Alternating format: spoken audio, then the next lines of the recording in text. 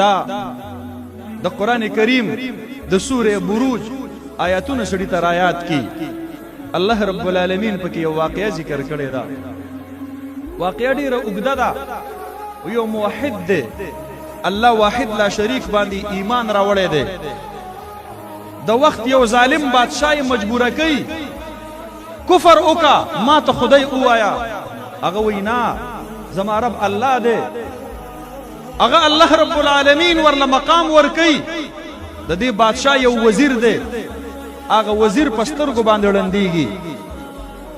دی وزیر ته چا خبر ور ورسوله چې دغلته یو الک دی یو ځوان دی او هغه سره د الله د دین علم دی هغه به دعا وغواړي طالب الله دا بینایی واپس درکي دی لاړ شو وی مال د سترګې روغې کا نو دا ځوان ورته وایي وی شفا ورکون کې زنه ما شفا ورکون کې څوک دی الله دی البته زه به تا دپاره دعا وغواړم دی ورته وایي ټیک ده دا ځوان دعا غواړي الله رب العالمین هغه ته شفا نصیب کوي هغه چې واپس راغی بادشاه سره کېناست روغ رمټ دی بادشاه ورته وایي ته خو ړوند شوی وې ته څرنګې روغ رمټ شولې برابر شولې دی ورته وایي مال خپل رب شفا راکړه بادشاه ورته وایي ښه زما نه علاوه ستا څوک بل خدای شته دی هغه ورته وایي ربنا الله زمونږ رب خو الله دی ستا هم رب دی خو ته یې نه منې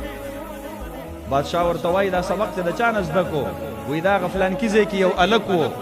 د هغه نه مې زده کو الک یې پاتکړو کې په زنځیرونو کې بند راوستلو وایي تا دا سبق د چا نه زده کړی د توحید دا او د دین دا هغه وایي زما استاز هغه فلانکي عالم دی راهب دی هغه راهب یې راوستلو علما لیکي وایي د هغه په سر باندې اره کېښودله هغه یې په منځ باندې دوه ټوکړې کو ده ته یې وی چې تا له سزا در کوم خو داسې سزا نه در کوم تا خو زما د سلطنت د هغې دیوالونو کې چود راوستی دی زما وزیران دي په خپل دین باندې راړولي دي کسان یې ورسره کړل دی بوځئ د غر ته ور وخېژوئ او ده ته د دې غر په سر باندې ووایئ چې دا بادشاه خدای مني خو ده ووایي چې نه منم ټیله وله ورکړئ په سخترین عذاب باندې ووژئ دی چې کله ملګري ورسره لاړل چې د غر سر ته ور وختل رب ذوالجلال قدرت ته ګوره الله زلزله راوستله د ده سره تلي د دې بادشاه هغه ټول نوکران چاکران هغه پړ مخې را پرېوتل مردار شول او دی یک یوازې پاتې شو دی راغی بادشاه دربار کې حاضري ورکړله بادشاه وایي ته بچ شوې زما هغه نوکران وی زما رب ستا نوکران ټول هلاک کړل او مال الله رب العالمین حفاظت را نصیب کو نو بادشاه ورته وایي وی دا نور کسان در سره درلیږم او تا به په اوبو کې غرق کې او ډوب به دي کې نوکران یې ورسره ملګري کړل په کشتۍ کې دی کېناستل دی روان دي دریاب منځته شو الله رب العالمین یو خطرناکه چپه راوستله د دې بادشاه هغه نوکران ټول په ټوله په هغې دریاب کې ډوب شو او په هغې پړ مخې کشتۍ باندې الله دله نجات ورکو دی سایډ ته راووتلو د بادشاه دربار کې چې کله پیش شو بادشاه وی ته بیا بچ راغلی دی ورته وایي مال زما رب حفاظت را نصیب کو زما محترم ورونو دی ورته وایي وی زما د وجې نه هسې انسانانو ته تکلیف مه ورکوه ما کو وجل غواړې نو زما په دې لینده کې غشی کېږدوه او په هغې باندې ووایه بسم رب هذا الغلام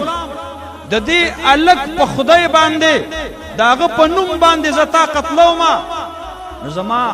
رب قادر دی هغه به ستا دا ګزار درست کړي او ته به ما قتل کړلی شي ادروایز دا ډېره زیاته مشکله ده زما وژونکی ذات بره دی ته نه نو ده خلق راغونډ کړل دنیا مخلوق راغونډ شو او چې څنګه د ده د لیندې نه غشی راواغست په ده باندې ګزار کو او بادشاه په زوره باندې ووی بسم رب هذا الغلام خلق واورېدل چې دا بادشاه خو خدای نه دی او نه د ده په لاس کې تاثیر شته دی ده چې د کوم رب تذکره وکړله نو قادر مطلق ذات هم هغه دی دا ځوان خو وفات شو خو چې څومره تماشبین راغونډ شوي هغې ټولو کلمه وویله مسلمانانو شو بادشاه ووی کندې ورله وکنئ کندې وکنستل شولې ورونه پکې بل شو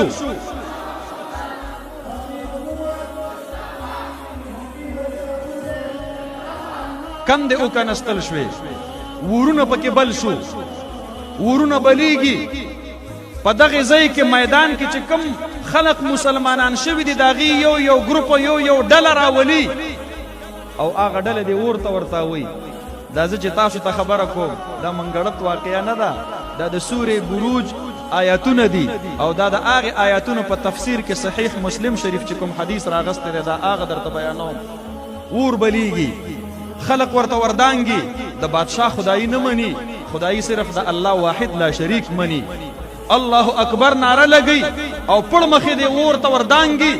هر څه قبول دي خدای الله رب العالمین سره شریک دا منلو ته تیار نه یو زنانه راغله د دې زنانه په نمبر کې د دې په غېږ کې یو ماشوم دی دا زنانه چې دی اور ته ورنږدې کېدله د خپل ماشوم باندې ترس راغی زه خو به په اور کې اوس وځم خو زما د ماشوم بچی به هم زما سره سوځي هغه ماشوم بچی ورته د غېږې نه آواز ورکړي اصبري یا امي مورې صبر کوه فانک علی الحق ته بالکل په حق او سچ باندې د الله د دین دپاره که اور ته دانګل راشي سرپه پې مه کوه په دې سور اور کې الله تا دپاره جنت لیکلی